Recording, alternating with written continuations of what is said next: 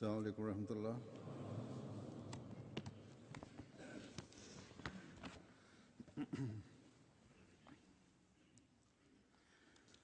أشهد أن لا إله إلا الله وحده لا شريك له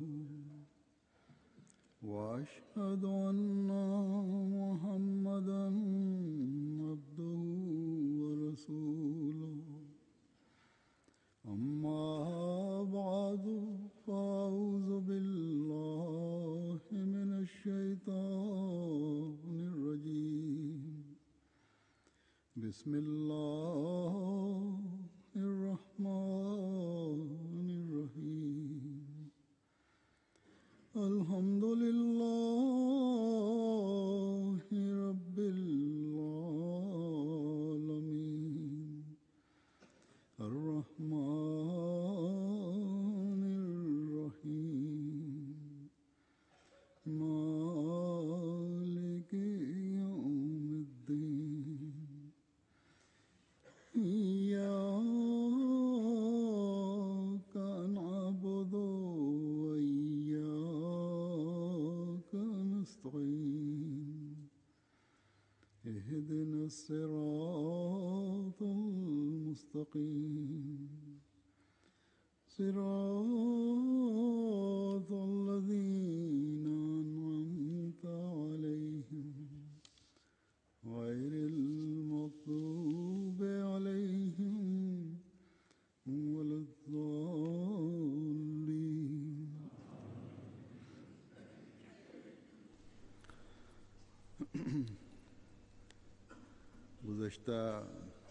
Au cours de mon précédent sermon, j'ai parlé à propos des commandements évoqués dans les versets 152 et 153 de la sourate Al-An'am.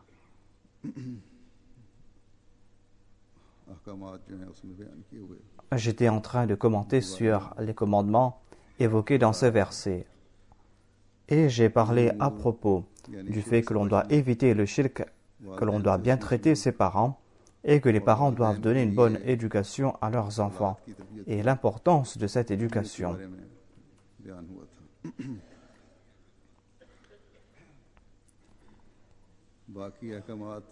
Et je vais mentionner maintenant les autres commandements qui ont été évoqués dans ce verset. Allah a déclaré à ce sujet Ma harama rabbukum alaykum, que ce sont des actes que Dieu vous a rendus illicites. Je vais parler à propos de ces commandements et peut-être que je ne pourrai pas terminer le sujet évoqué dans ces versets aujourd'hui, dans ce sermon. En tout cas, le quatrième point qui a été évoqué est Wala taqrabul fawahisha ma zahara minha wa ma batana, à savoir que vous devez vous tenir loin de toute infamie, de toute indécence, qu'elle soit commise ouvertement ou qu'elle soit commise en secret.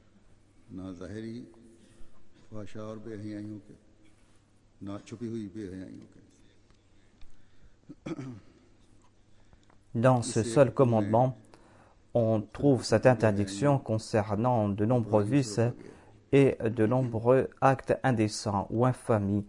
Al-Fahish a plusieurs sens. Cela signifie l'adultère. Fahish signifie aussi commettre des excès. Fahish signifie aussi des actes immoraux. Commettre des actes qui mettent à mal à la moralité.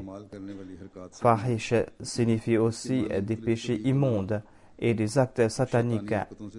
Fahish signifie aussi prononcer ou proférer des paroles malfaisantes ou commettre des actes malfaisants. Fahish signifie aussi l'avarice. Ainsi, dans ce seul commandement, on a éradiqué des vices qui ont trait à l'individu et à la société.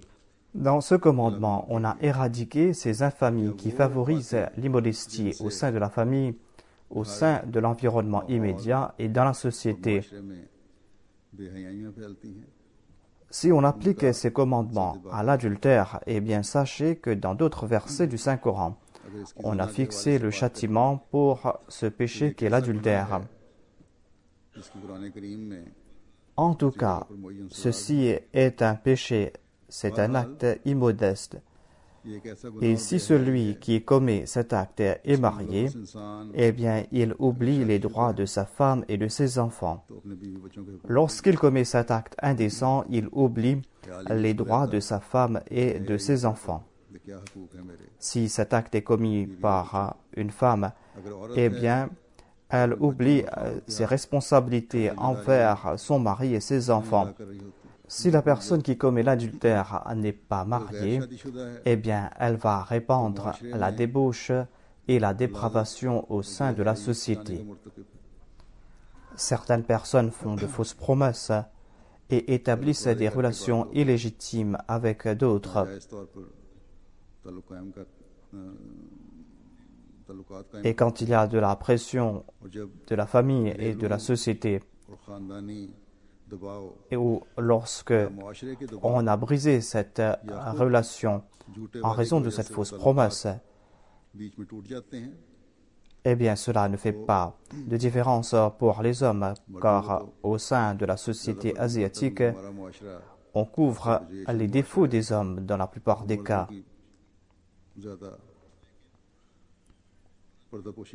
Mais en tout cas, on détruit la vie d'une femme. Et on cite de tels exemples maintenant partout dans les journaux. Et si suite à cette relation illégitime, on a eu des enfants, eh bien, on prive ces enfants de leurs droits. En privant ces enfants de leurs droits, on est coupable du péché d'avoir tué ces enfants. Ou ces enfants tombent dans la catégorie des enfants qui ont été tués. Ici, en Europe, si on a su qu'il y a eu des enfants illégitimes, la loi essaie d'accorder à ces enfants quelques droits. Mais beaucoup de personnes qui sont coupables de l'adultère tuent en pratique leurs enfants.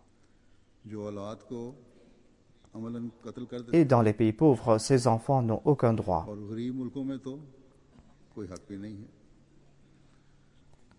Et si c'est une personne riche qui a commis l'adultère et cet acte de débauche, eh bien, la loi ne lui dit rien. 2 jours auparavant, il y a eu un article à propos d'un cas similaire au Pakistan. Il y a eu quelqu'un qui a eu des enfants illégitimes et la police a intenté un procès à la femme. Et on n'a rien dit à l'homme parce que c'était une personne influente. Ce sont là quelques cas qui montent à la surface dont on a connaissance, mais on ne sait pas combien de cas qui sont présents, des cas qui ont détruit des milliers de familles. Tout cela est parce qu'on s'éloigne des commandements de Dieu. Qu'allons-nous conseiller les non-musulmans quant tel est l'état des musulmans dans leur pays et quand ils disent appliquer la loi de l'islam, alors qu'ils sont en train de commettre ces turpitudes? Allah déclare que vous ne devez pas approcher même de loin ces actes indécents, c'est-à-dire vous devez éviter tout acte qui favorise la dépravation. Et aujourd'hui, il y a différents moyens qui nous poussent à la dépravation. Il y a par exemple Internet, sur lesquels il y a des films indécents, il y a des sites indécents, il y a des films indécents à la télé. Il y a aussi ces magazines indécents. Et maintenant, ici au Royaume-Uni, on est en train de condamner ces magazines pornographiques. Ils sont en train de dire que l'on ne doit pas vendre ces magazines ouvertement partout, car cela affecte la moralité des enfants. C'est aujourd'hui qu'ils ont compris cela. Mais le Saint-Coran, 1400 ans de cela, avait donné des commandements à ce sujet. Le Saint-Coran nous fait comprendre que ce sont des actes indécents, ce sont des actes de dépravation, et vous ne devez pas vous approcher de cela, même de loin, car cela va vous éloigner de Dieu, cela va vous éloigner de la foi, et cela va vous pousser à enfreindre les lois. L'islam ne nous interdit pas de commettre ces infamies ouvertement uniquement, mais il nous interdit de commettre ces actes dans le secret. Et c'est pour cette raison que Dieu a donné ses commandements concernant la parda ou concernant la modestie islamique. Car en portant des vêtements modestes, on stoppe toute familiarité, toute forme de mixité entre garçons et filles. Grâce à la parda, il n'y a plus cette mixité. L'islam, à l'instar de la Bible, ne dit pas que vous ne devez pas regarder les femmes avec un regard concupiscent, mais il est dit que si votre regard va tomber sur ces femmes, eh bien vous allez vous rapprocher d'elles. Et il y aura aussi des actes immodestes qui vont naître de cela. Vous n'allez plus faire la distinction entre le bien et le mal. Et selon les préceptes de Dieu et de son prophète, lorsqu'il y aura une telle mixité entre garçons et filles, si un homme et une femme qui sont étrangers sont assis ensemble, eh bien la troisième personne sera Satan. J'ai donné l'exemple de l'Internet et cela concerne aussi l'usage des sites à l'instar de Facebook et des systèmes comme Skype et comme le chat. Et j'ai constaté que cela a détruit de nombreuses familles. Je dois dire que malheureusement, au sein de notre Jamaat, il y a eu de tels incidents, de tels cas parmi les Ahmadis. Ainsi, l'on doit toujours avoir en tête ce commandement de Dieu, à savoir que l'on ne doit pas approcher même de loin ces actes immodestes, car Satan va vous maîtriser par la suite. Voilà la beauté des enseignements du Saint-Coran.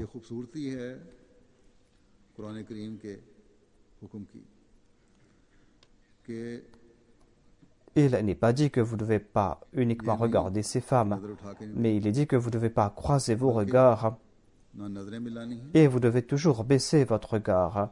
Et ce commandement s'applique aux hommes et aux femmes. Tous deux doivent baisser leur regard.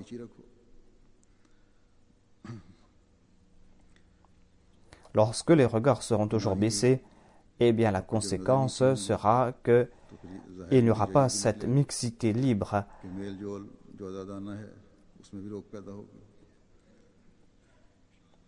Et il est dit que vous ne devez pas regarder ces actes indécents, c'est-à-dire vous ne devez pas regarder ces films indécents. Et on ne doit pas non plus s'asseoir parmi ces personnes qui, au nom de la liberté, sont intéressés par ces actes immodestes et qui racontent leurs histoires et qui encouragent les autres aussi à commettre pareil acte. Et les hommes et les femmes ne doivent pas non plus se regarder sur Skype ou sur Facebook et de se parler ouvertement ou librement. Et on ne doit pas utiliser ces moyens de communication pour établir des relations, car Allah a déclaré que ce sont là des actes de débauche qui sont commis ouvertement et secrètement. Et si vous serez porté par ces actes, eh bien, vous n'allez plus pouvoir réfléchir. Et en fin de compte, vous allez enfreindre les lois de Dieu et vous allez attirer la colère de Dieu. Et aujourd'hui, on est en train d'encourager une autre perversion, un acte qui va contre la nature, et en raison duquel Dieu a détruit tout un peuple. Et aujourd'hui, les gouvernements sont en train de passer des lois pour favoriser le mariage homosexuel. C'est-à-dire qu'on est en train de passer des lois et faire des efforts au sein de l'État pour encourager la dépravation et la débauche. Et certains présidents, certains premiers ministres sont en train de dire que nous désirons passer des lois pour les mariages homosexuels dans le monde entier. Et ils sont en train de dire que nous allons faire des efforts en ce sens. Il y a un Premier ministre qui a dit cela. Si cela est vrai, eh bien, ils sont en train d'inviter la colère de Dieu. Et il y a un prêtre d'un pays, c'est peut-être un prêtre de l'Afrique du Sud, qui a dit cela, alors que jusqu'à présent, les Africains sont en train de dire qu'on ne doit pas avoir de tels mariages homosexuels, qu'on ne doit pas passer cette loi. Mais ce prêtre qui lit la Bible, qui doit encourager l'enseignement biblique, dans lequel il est dit qu'un peuple a été détruit en raison de ses actes, eh bien ce même prêtre est en train de dire que si des couples homosexuels ne vont pas partir au paradis, eh bien moi, je vais préférer partir en enfer. Voilà l'état de ces personnes. Et aujourd'hui, cette dépravation a atteint son comble.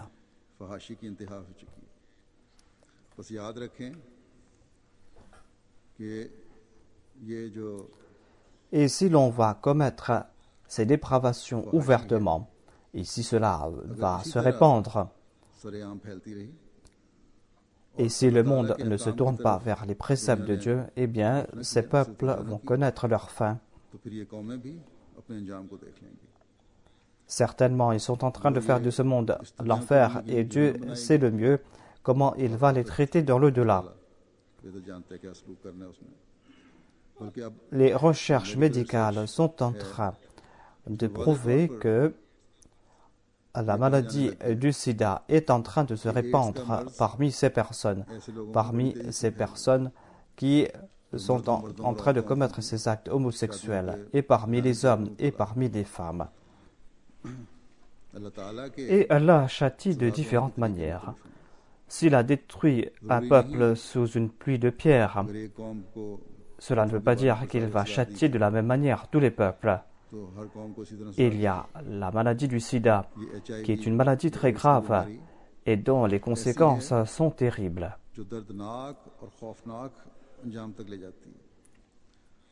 La dépravation est en train de prendre de l'ampleur dans le monde à une très grande vitesse. Et c'est la tâche d'un Ahmadi d'établir une relation encore plus ferme avec Dieu et de faire des efforts pour se protéger soi-même et protéger le monde de cette fin effroyable. Ces gens de ce bas monde sont en train d'inviter leur destruction. Ces gens de ce bas monde, pour atteindre leur objectif politique, essayent de plaire à certaines personnes qui sont en train d'enfreindre les lois de Dieu. Et ainsi, ils sont en train d'empêtrer le monde entier dans cette dépravation. Et la fin de tout cela sera la destruction. Par sympathie pour ces personnes, il est important pour nous de leur informer qu'Allah est miséricordieux et qu'Allah est celui qui pardonne les péchés. Et il a ouvert la voie du pardon. Il déclare: وَالَّذِينَ إِذَا فَعَلُوا فَاحِشَةً أَوْ ظَلَمُوا أَنفُسَهُمْ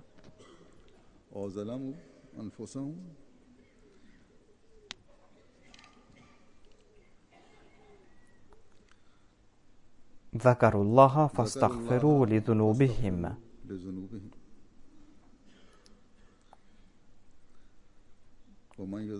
ومن يغفر الذنوب إلا الله.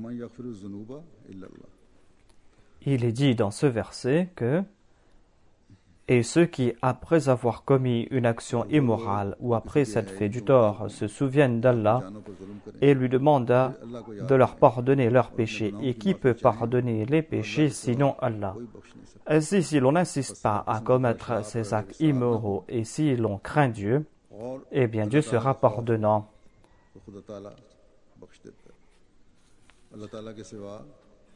Et personne d'autre, hormis Allah, pourra nous pardonner. Ainsi, il est important d'éviter soi-même ces actes indécents que j'ai évoqués depuis le début. Et il incombe aussi à tout Ahmadi de montrer aux autres cette voie pour éviter ces actes indécents. Allah pardonne ceux qui ne commettent pas ces excès.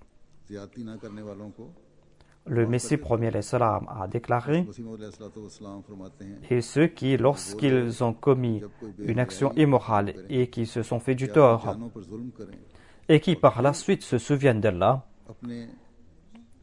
et qui demandent à Dieu de leur pardonner leurs péchés, et qui n'insistent pas à commettre des péchés, eh bien, sachez que Dieu est celui qui est très pardonnant. Il va pardonner leurs péchés. Qu'Allah accorde le discernement à toute personne qui est empêtrée dans ces turpitudes, que cette personne puisse prendre conscience de ses actes et éviter la colère de Dieu.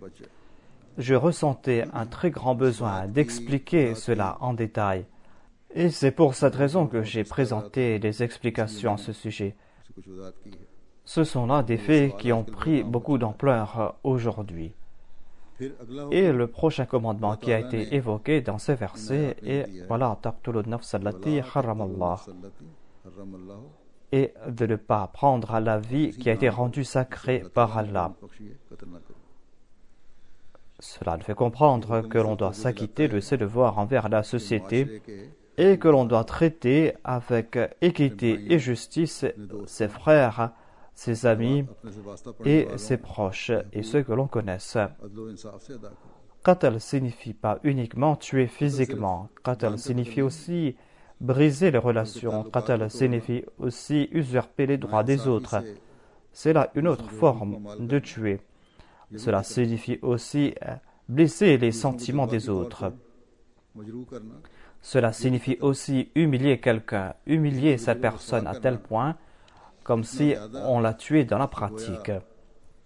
Cela tombe dans cette catégorie qui a été mentionnée dans ce verset. Cela signifie aussi mettre à mal à la dignité d'une personne. C'est une autre forme de tuer. Et on tue aussi spirituellement. En tout cas, Allah a déclaré que ce sont des actes qui ont été interdits par Dieu. Et la conséquence de ces meurtres sera les troubles au sein de la société. Et cela va répandre aussi la privation au sein de la société. Et ce sont des actes qui déplaisent fortement à Dieu. Allah déclare « Illa bil haqq » sauf dans le cas de celui qui mérite châtiment. Mais même dans le cas de celui-là, on n'a pas le droit de prendre la loi entre ses mains. On n'a pas le droit de se venger et de prendre la loi entre ses mains pour assouvir sa vengeance. On doit châtier la personne qui méritait châtiment, mais cette punition doit être proportionnelle à son crime. Le coupable doit être puni afin qu'il puisse se réformer.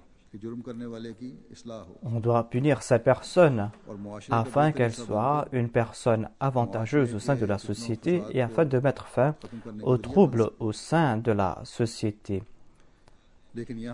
Mais l'on doit comprendre aussi que c'est la loi qui a le droit de châtier ces personnes. Personne n'a le droit de prendre la loi entre ses mains. Et la loi doit punir en respectant les exigences de la justice et ne doit pas commettre des excès.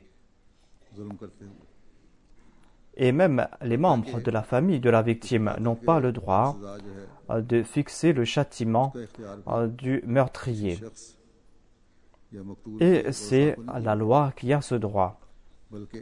On est en train de légiférer en ce sens aujourd'hui, mais Dieu nous a donné des commandements à ce sujet. Dieu nous demande de respecter les exigences de la justice et de châtier les coupables. Et seule la loi pourra condamner le coupable à mort.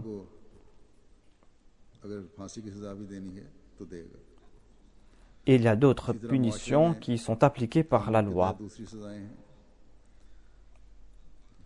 Qatl peut signifier donc couper des relations. Qatl peut signifier aussi boycotter, comme je l'ai dit.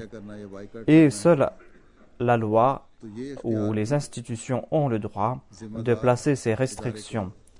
Au sein de la Jamaat, on prend aussi certaines mesures contre cette personne pour que ces personnes se réforment et non pas pour persécuter ces personnes.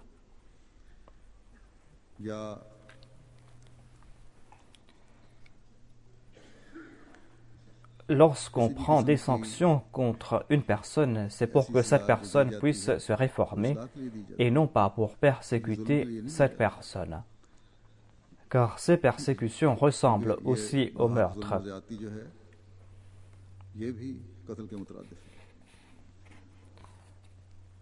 J'en ai fait le constat moi-même.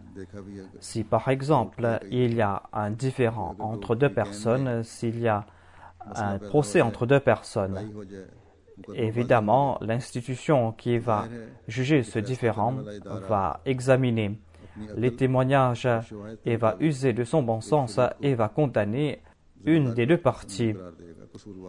Et l'institution va aussi fixer la sanction ou la peine. Et la partie adverse qui s'est sentie lésée, des fois, ils ne sont pas satisfaits de la peine. Ils disent que la peine n'est pas assez sévère et que la peine doit être plus sévère encore et que cette sanction doit être selon leur bon plaisir. Si l'on donne le droit à une des parties adverses de châtier l'autre, eh bien après un meurtre, il y aura un autre meurtre. Et le Saint-Coran nous dit que nous devons éviter cela. Le but de ces peines, c'est d'arrêter toute forme de transgression au sein de la société. Le but de ces sanctions, c'est d'apporter la réforme, c'est de faire comprendre au criminel l'importance de son crime.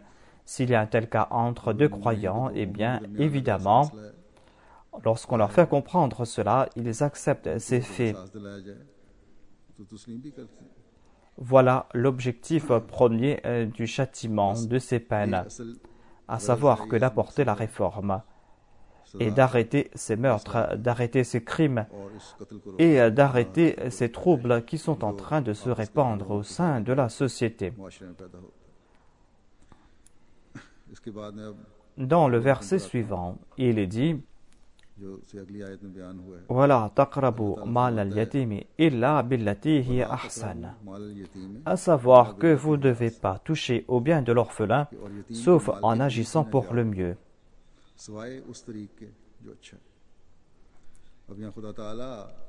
Ici, Allah a protégé les droits des personnes les plus vulnérables au sein de la société. Et il n'a pas été dit que vous ne devez pas toucher aux biens de l'orphelin, aux capitaux de l'orphelin uniquement, car il peut y avoir un danger qu'il perde tout. C'est pour cette raison qu'il est dit que vous ne devez pas toucher aux biens de l'orphelin sauf en agissant pour le mieux. C'est-à-dire, vous devez faire de votre mieux afin que ces orphelins ne subissent pas de pertes. Vous ne devez pas toucher aux biens de l'orphelin pour dilapider ses biens, mais vous devez toucher aux biens de l'orphelin pour lui accorder quelque avantage. Ainsi, il est dit que vous devez protéger les biens de l'orphelin. C'est là une obligation qui vous incombe. En tant que garant, les proches de l'orphelin ou ceux qui ont sous leur tutelle l'orphelin doivent protéger les biens de cet orphelin. Et la Jamaat doit protéger les biens de l'orphelin. Et la société et la loi doivent protéger les biens de l'orphelin.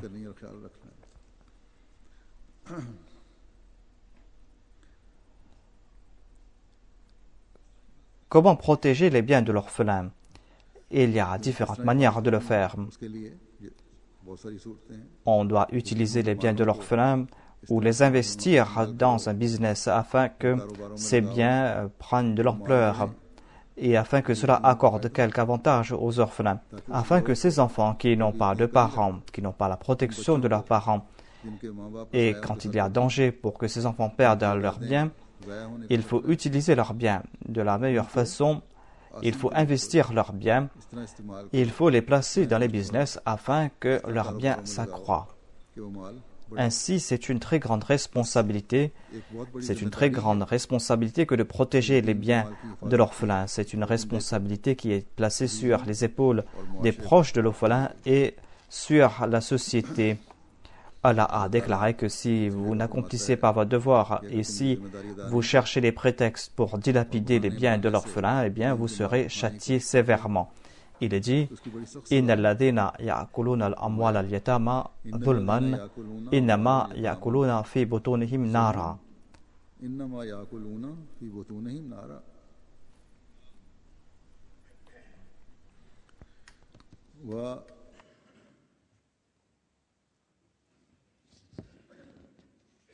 Il est dit dans ce verset, assurément, ceux qui dévorent injustement les biens des orphelins n'avalent que du feu dans leur ventre.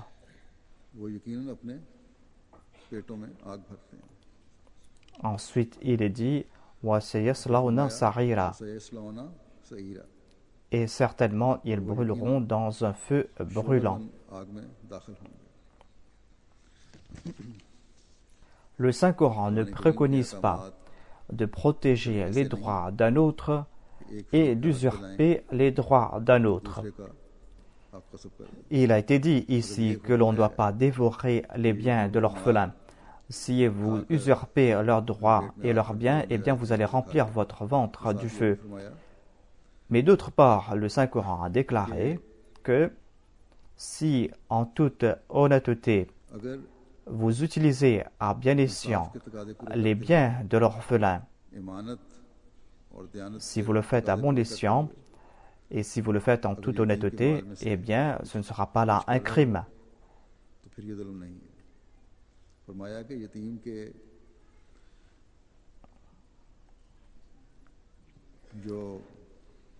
Vous pouvez dépenser les biens de l'orphelin pour l'éducation de l'orphelin. Vous avez la permission d'utiliser à bon escient ces biens, mais vous ne devez pas commettre d'excès et vous ne devez point être malhonnête. Il est dit La ta'kuluha israfan wa bidaran an yakburu. Il est dit ne gaspillez pas leurs biens à la hâte de façon extravagante avant qu'ils ne soient suffisamment matures. Il est dit que celui qui est riche s'abstienne de toucher à ses biens de l'orphelin. Mais celui qui est en difficulté peut utiliser les biens de l'orphelin pour dépenser sur l'orphelin pour son éducation. Et il est dit à ce sujet et celui qui est pauvre en prélève seulement ce qui est raisonnable.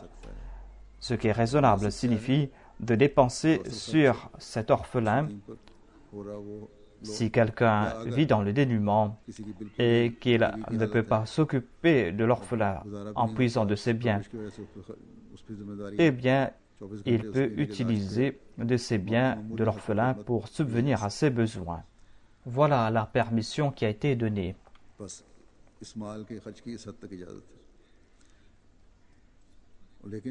Mais il a aussi été dit que l'on doit protéger ses biens et que l'on doit aussi faire accroître ses biens. Et le véritable garant, le véritable protecteur doit agir en ce sens. Il est dit Hatta yablugha ashuddah, jusqu'à ce qu'ils atteignent leur maturité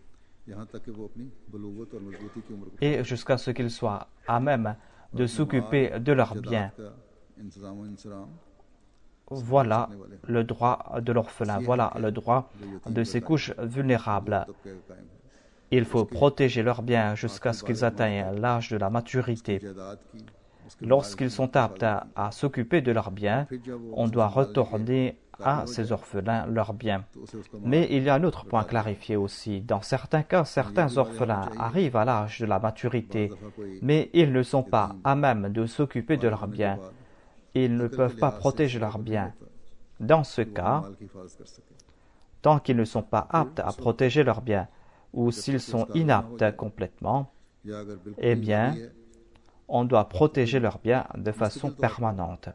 उसके माल की हिफाजत Il y a ces personnes qui, en dépit d'être inaptes, peuvent se marier, ऐसे लोग भी हैं जो बावजूद कभी होने même s'ils se marient काबिल होते हैं, et qu'ils ont des शादी enfants. हो जाती है, Eh bien, jusqu'à ce que ces enfants atteignent फिर औलाद l'âge de la maturité, la société, les proches et la Jamaat मुआशरे को doivent s'occuper de leurs biens, doivent protéger leurs biens. जिम्मेदारी को निभाएं और इनके माल की हिफाजत करें। कमजोरों Le Messie promis alayhi salam a déclaré à propos de la protection des biens de l'orphelin. कामात हैं उनकी वजाहत Il a évoqué ces commandements de Dieu. Il a déclaré que s'il y a quelqu'un qui est riche parmi vous et qui ne possède pas ses aptitudes, par exemple quelqu'un qui est un orphelin et qui peut dilapider ses biens en raison de sa sottise, eh bien, vous devez, en tant que protecteur, court of wards prendre ces biens sous votre protection उसका et vous ne devez pas confier ces biens sur lesquels dépend la subsistance de ces personnes.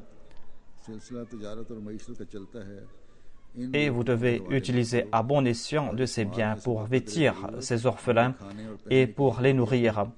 और उनको Et vous devez leur dire de bonnes choses, c'est-à-dire vous devez faire accroître leur intelligence उनकी अकल और et vous devez faire leur tarbiya. तौर से उनके मुनासिब हाल Et il ne faut pas qu'ils soient toujours inaptes. Et si ce sont des enfants d'un commerçant, eh bien vous devez leur enseigner le commerce.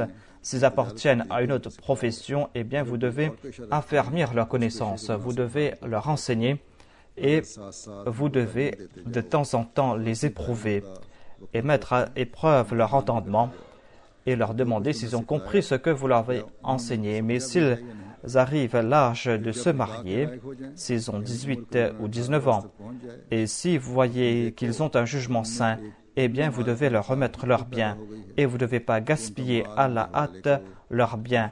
Attention qu'ils grandissent, attention qu'ils soient matures et qu'ils demandent leurs biens. करके कि अगर ये बड़े हो जाएंगे तो अपना माल ले Que celui qui est riche s'abstienne de ses biens et qu'il ne touche pas aux biens de l'orphelin. Mais celui qui est pauvre peut en prélever seulement ce qui est raisonnable. ले सकता है।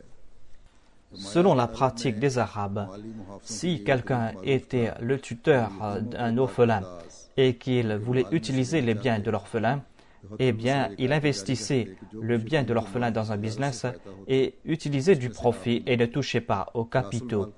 Il est dit ici que vous devez agir de la sorte.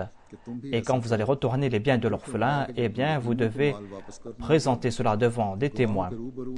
Et s'il y a quelqu'un qui a laissé derrière lui des enfants faibles qui sont en bas âge, il ne doit pas faire un tel testament qui va priver les orphelins de leurs biens. Celui qui dévore les biens de l'orphelin et qui commet ses excès contre ces orphelins n'est pas en train de consommer ses biens, mais il est en train de consommer le feu et il finira dans le feu brûlant. Dieu a évoqué donc ces points qui concernent l'honnêteté. L'honnêteté signifie respecter ces conditions. Si vous n'utilisez pas toute votre intelligence pour respecter ces exigences de l'honnêteté, eh bien, vous serez coupable de malhonnêteté. Si l'on ne va pas respecter toutes ces conditions, eh bien, l'on sera coupable de malhonnêteté. Ainsi, il faut prendre maintes précautions lorsqu'on s'acquitte de ses devoirs en ce sens.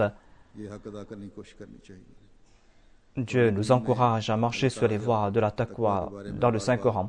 Il nous demande de faire notre analyse de conscience et de nous demander si nous sommes en train d'accomplir nos devoirs. Et nous devons faire de mieux afin de respecter nos charges. Attention que l'on soit coupable de malhonnêteté. Attention que l'on est en train de remplir son ventre de feu.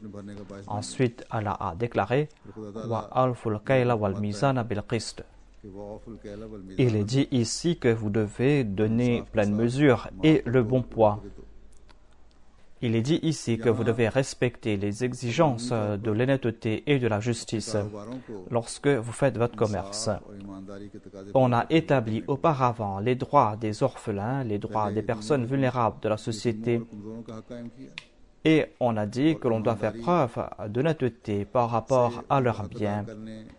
Et il est dit dans ce verset que l'on doit faire preuve d'honnêteté et de transparence dans ses transactions avec les autres et l'on ne doit pas tromper l'autre. Si l'autre n'a pas connaissance d'une affaire, vous ne devez pas non plus le tromper. Le saint prophète Mohammed lui a déclaré que si vous êtes en train de vendre un objet et que cet objet a certains défauts, eh bien vous devez montrer cela afin que l'acheteur puisse savoir qu'il y a de tels défauts.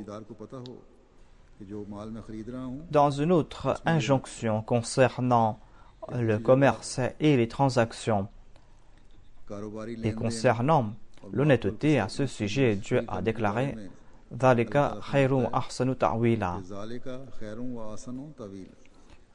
déclare que cela vaut mieux et le résultat en sera meilleur, à savoir que le bon commerçant est celui qui donne bon poids et bonne mesure. Ce bon commerçant aura une bonne renommée et conséquemment son business va s'accroître et il aura beaucoup de clients. Si vous allez tromper les autres, eh bien votre business va tomber à l'eau. Allah a déclaré aussi que quand vous allez tromper les autres, cela va créer des troubles. Malheureusement, je dois dire ici qu'autant que le Saint-Coran enjoint l'honnêteté et met de l'emphase sur ses commandements, dans la même mesure, les musulmans sont coupables de malhonnêteté.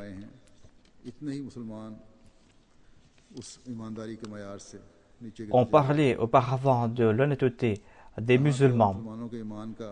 On cite l'exemple de celui qui voulait vendre un cheval. Il a dit que ce cheval coûte 500 dirhams. Un autre compagnon du saint prophète a vu ce cheval. Il a aimé ce cheval. Il a dit que je veux l'acheter. J'aime ce cheval, mais ce cheval ne coûte pas 500 dirhams. Le vendeur croyait que l'acheteur allait dire que ce cheval coûte moins. Mais il a dit le contraire. Il a dit que c'est un cheval de race et ce cheval doit coûter 2000 dirhams et prenez 2000 dirhams de moi.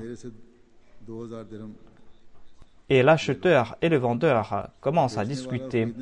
Celui qui vend ne veut pas prendre plus de 500 dirhams et celui qui veut acheter ne veut pas donner moins de 2000 dirhams. Voilà l'état de ces musulmans d'antan, ceux qui avaient vécu en compagnie du saint prophète Mohammed lui en compagnie de ses compagnons. Hadrat Muslim Maud a cité un exemple à lui. Il a dit que lorsqu'il avait 19 ou 20 ans, il était parti au Cachemire. Et là-bas, on tissait des tapis à la main. Il a aimé ces tapis. Il a visité cette région et il est parti voir un de ces fabricants de tapis. Et celui-ci a dit que je fabrique des tapis de bonne qualité et le musulman Maud lui a demandé de lui fabriquer 4 ou 5 et il lui a dit la taille de ces tapis. Hadrat Muslim Maud a dit que lorsque je suis retourné pour prendre mes tapis, j'ai constaté que ces tapis étaient plus petits de taille que ce que j'avais dit. Il y avait une grande différence dans la taille. Il y avait 15 cm de différence dans la taille de ces tapis. Le deuxième calife lui a dit que je t'avais informé à propos de la taille. Je t'ai dit cela devant des témoins. Et les tapis que tu m'offres sont plus petits en taille et tu me demandes le même prix. Et le fabricant du tapis, au lieu d'être embarrassé, au lieu de baisser le prix, il a dit que je suis musulman. Et il insistait en disant que je suis musulman. Et toi, tu es en train de dire que ce tapis n'est pas à la taille exacte. Ainsi, aujourd'hui, on peut commettre n'importe quel méfait et se dire musulman pour dire que cet acte devient licite. Ce n'est pas une histoire ancienne. Moi-même, j'en ai fait le constat.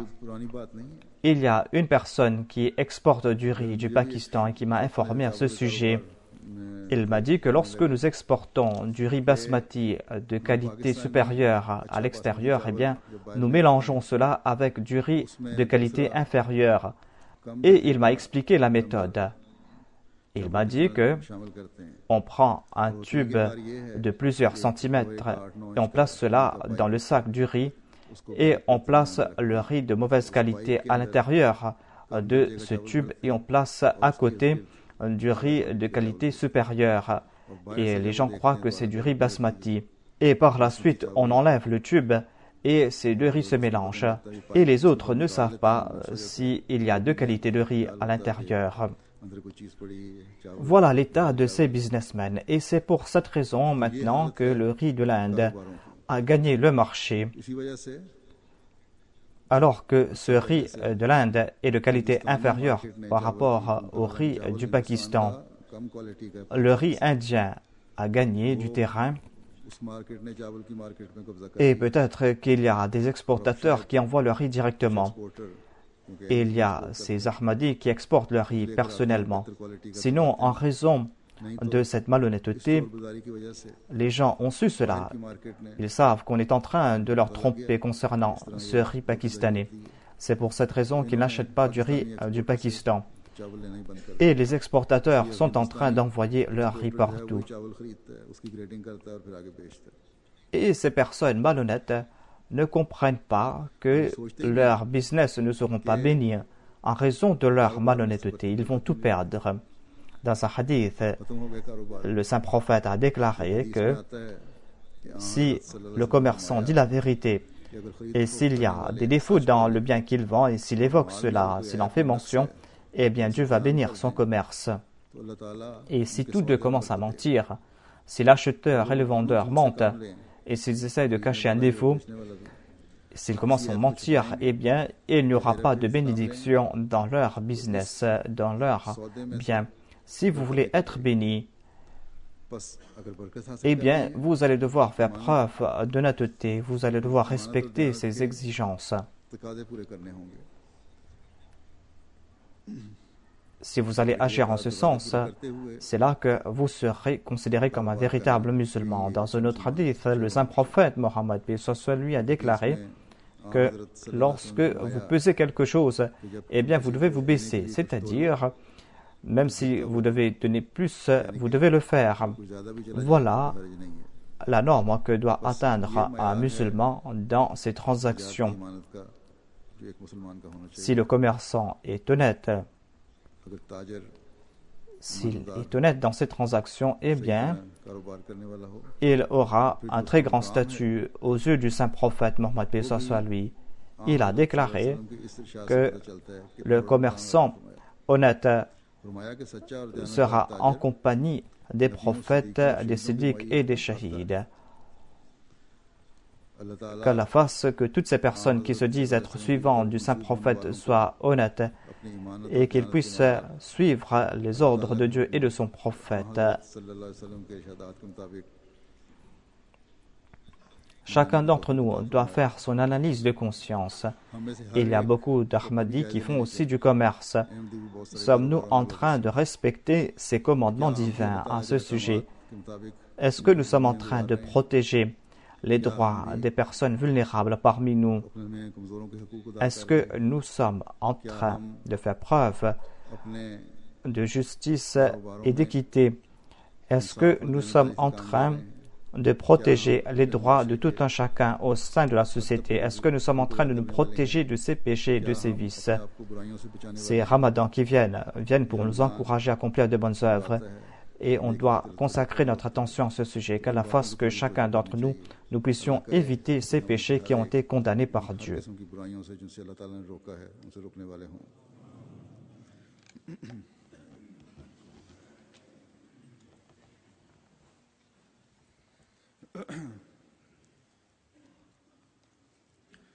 Alhamdulillah, nahmaduhu wa nasta'inuhu wa nastaghfiruhu wa nu'minu bihi wa natawakkalu alayhi wa na'udhu billahi min shururi anfusina wa min sayyiati a'malina. من يهده الله فلا مضل له ومن يضلل فلا هادي له ونشهد أن لا إله إلا الله ونشهد أن محمدا عبده ورسوله ورسوله عباد الله رحمكم الله إن الله يأمر بالعدل والإحسان وإيتاء ذي القربى وينهى عن الفحشاء والمنكر والبغي يعظكم لعلكم تذكرون اذكروا الله يذكركم وادعوه يستجب لكم ولذكر الله أكبر